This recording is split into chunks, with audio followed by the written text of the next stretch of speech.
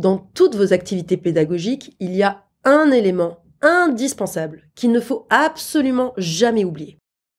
Il faut absolument travailler avec cet élément de la manière la plus optimale possible.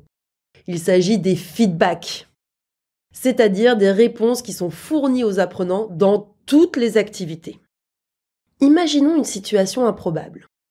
Mia a préparé des lasagnes en suivant toutes les techniques qu'elle a apprises dans votre formation. Elle fait goûter ses lasagnes à plusieurs personnes, mais imaginez que personne ne réagisse. Pas de réaction de dégoût, pas d'enthousiasme non plus, silence radio. Mia ne reçoit jamais de feedback.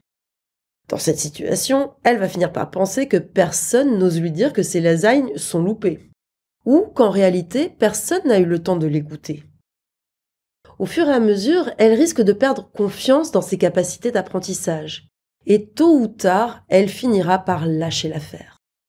Les feedbacks servent à consolider les apprentissages, certes, mais ils servent aussi à renforcer la confiance dans ses apprentissages.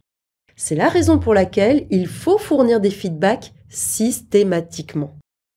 Regardons de plus près à quoi consistent les feedbacks. Ce n'est pas une simple histoire de corriger les erreurs, même si cela en fait partie. Lors des activités de questionnement, par exemple, le feedback consiste à reformuler les réponses et à préciser quelles étaient les réponses attendues.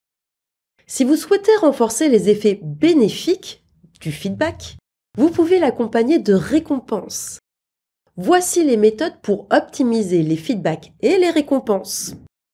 Le point clé est de formuler vos feedbacks de manière constructive. Tout d'abord, il faut varier vos feedbacks. Par exemple, partagez des points positifs et correctifs. Veillez également à ce que vos feedbacks soient le plus pertinents possible et à les fournir le plus rapidement possible. Autrement dit, pendant ou juste après l'activité.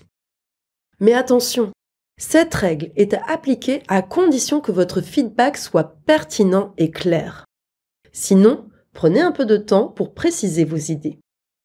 Enfin, en ce qui concerne les fameuses récompenses, nous pourrions les considérer comme un cas spécifique de feedback. Vous pouvez employer, entre autres, des échelles de points et de progression, mais aussi des bonus. Je vous recommande d'utiliser les récompenses en complément du feedback.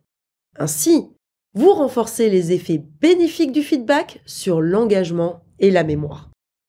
Voilà, vous disposez à présent de précieuses méthodes de neuropédagogie pour stimuler l'engagement de vos apprenants à différents moments clés de vos formations. Rendez-vous dans le texte en dessous pour mettre vos connaissances en pratique.